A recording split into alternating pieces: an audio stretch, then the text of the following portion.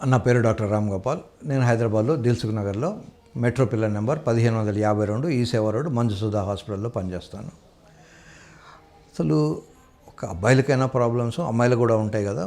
మాకు కూడా సంసారంలో తృప్తి ఉండట్లేదు అని ఈ మధ్య అమ్మాయిలు కూడా వస్తున్నారు.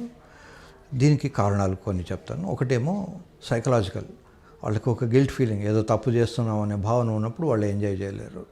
రెండోది, ఇప్పుడు అబ్బాయి కనుక ఆర్గన్ హార్డ్ అయిపోతే హీఈస్ రెడీ. మరి అమ్మాయి రెడీ అయిందా లేదా ఎట్లా తెలియాలి? అమ్మాయికి మానంలో తడి వచ్చేంతసేపు అబ్బాయి వెయిట్ చేయాలి. వెట్నెస్ రాకపోతే అక్కడ తడి కానీ, నీళ్లు కానీ, కొబ్బరి నూనె కానీ, వ్యాజలిన్ కానీ, ఆయింట్మెంట్ కానీ ఏదో ఒకటి పెట్టి కానీ సంసారం చేయకూడదు. That is the basic point. ఇప్పుడు అమ్మాయిలకు తృప్తి కలగాలంటే ఓ 5-10 నిమిషాలైనా ఇతను సెక్స్ చేయగలిగిన సామర్థ్యం ఉండి ఉండాలి.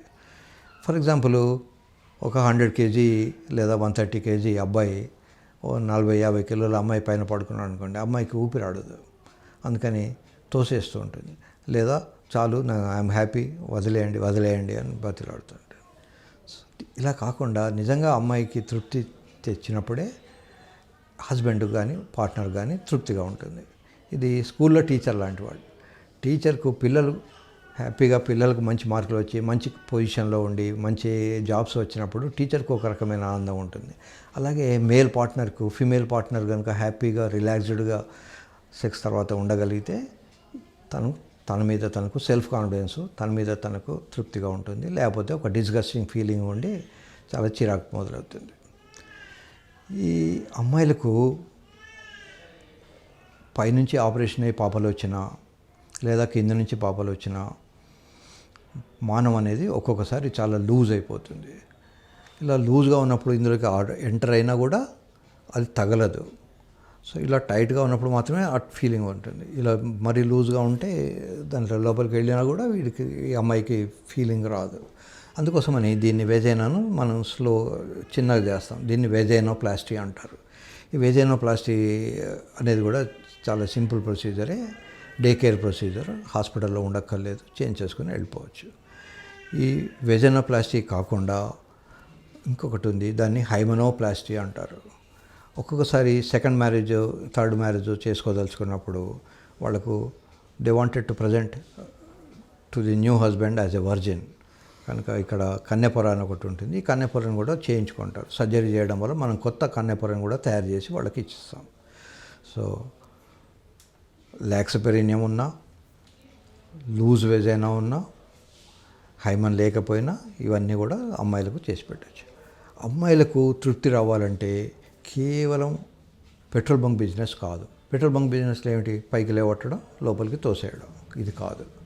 వాళ్ళు మనస్సును గెలుచుకోవాలి, వాళ్ళకు కాంప్లిమెంట్ ఇవ్వగలగాలి, తర్వాత వాళ్ళని మధ్య మధ్య పలకరించాలి. Eyes see what the mind knows అంటారు. అమ్మాయి అందాన్ని అప్పుడప్పుడు మెచ్చుకోవాలి. ప్రతి అమ్మాయి కూడా అందంగానే ఉంటుంది ప్రపంచంలో. భగవంతుని సృష్టిలో ప్రతి పండు, ప్రతి పువ్వు కూడా ఎంతో అందంగా ఉంటుంది. ఈవెన్ ముళ్ళ చెట్టు కూడా అందంగానే ఉంటుంది. కనుక అందం అనేది కేవలం 36, 30, 33 or 36 ఉంటేనే అని అనుకోవడం పొరపాటు. Everybody has got his or her own భగవంతుడి లీల. కనుక ఆ భగవంతుడి సృష్టిలో అందం చూడగలగాలి. కొంతమంది నవ్వు బాగుంటుంది, కొంతమంది ముక్కు బాగుంటుంది, కొంతమంది బిహేవియర్ బాగుంటుంది, కొంతమంది గొంతు చాలా బాగుంటుంది. కనుక వాళ్ళల్లో ఉన్న గొప్పదనాన్ని గమనించి దాన్ని చెప్పగలగాలి. కేవలం గమనించి ఊరుకుంటే కూడా కాదు, సర్క్యూట్ పూర్తి చేయాలి. అమ్మాయితో చెప్పగలగాలి, అమ్మాయి ఈరోజు నువ్వు ఈ డ్రెస్ వేసుకున్నావు, అందంగా ఉన్నావు, లేదా నువ్వు ఇవాళ ఈ పాట పాడావు, చాలా చక్కగా ఉంది. ఇలా చెప్పడం నేర్చుకోవాలి. ఎస్పెషల్లీ మేల్ పార్ట్నర్కు as a leader of the house he has got this responsibility to satisfy the women in the family. ఇవి కాకుండా అమ్మాయిలకు కొంతమందికి బ్రెస్ట్ చాలా చిన్నగా ఉంటాయి. దీన్ని బ్రెస్ట్ ఎన్హాన్స్మెంట్ చేయొచ్చు. బ్రెస్ట్కు మనం ఇంప్లాంట్స్ ఎట్లా అయితే పెనిస్లో పెడుతున్నామో బ్రెస్ట్ కూడా ఇంప్లాంట్స్ పెట్టేసి బ్రెస్ట్ సైజ్ పెంచవచ్చు.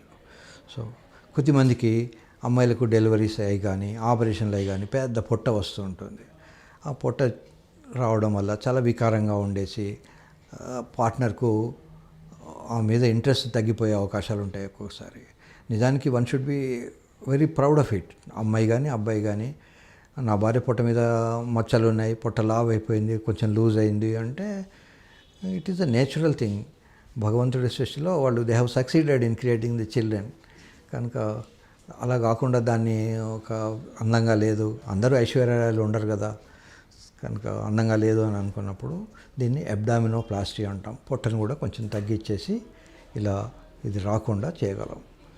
సో కొంతమందికి పొట్ట ఇలా ఒక టైర్ లాగా వస్తుంది, ఆ టైర్ లాగా ఉన్నదాన్ని తీసేసి మళ్ళీ బాగు చేస్తాం. ఎస్పెషల్లీ సీజేరియన్ అనే ఒక ఆపరేషన్లో పాపం తీస్తారు. ఇది 2-3 సార్లు అయినప్పుడు పొట్ట చాలా లూజ్గా ఉంటుంది.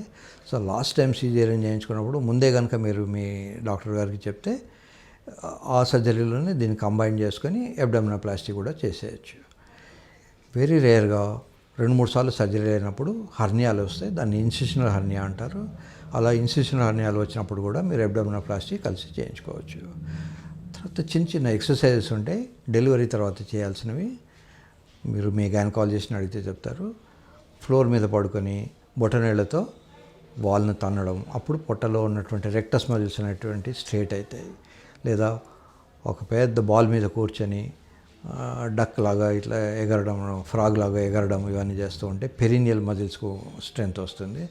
లేదా కెగిల్స్ ఎక్సర్సైజ్ అని ఒక పెల్విక్ ఎక్సర్సైజ్ ఉంది, అది మగవాళ్ళకు కూడా చాలా ఉపయోగకరంగా ఉంటుంది. అమ్మాయిలు కూడా కీగిల్స్ ఎక్సర్సైజ్ చేయొచ్చు. కీగిల్స్ చేసినప్పుడు ఈ కీగిల్స్ ఎక్సర్సైజ్ లేదా పెల్విక్ ఎక్సర్సైజ్ ఎలా చేయాలి అనేది మీరు నెట్లో కనుక కొట్టుకుంటే మీకు ఈజీగా తెలుస్తుంది. ఈ ఎక్సర్సైజ్ చేసినప్పుడు మీకు పెరినియం కింద ఈ జననాంగాల చుట్టూ ఉన్నటువంటి మజిల్కు స్ట్రెంత్ వచ్చేసి మీరు ఎక్కువ ఎంజాయ్ చేయడానికి వీలవుతూ ఉంటుంది. Thank you very much for patient listening. Next వీడియోలో మళ్ళీ ఇంకో విషయం గురించి మాట్లాడుకుందాం. Thank you.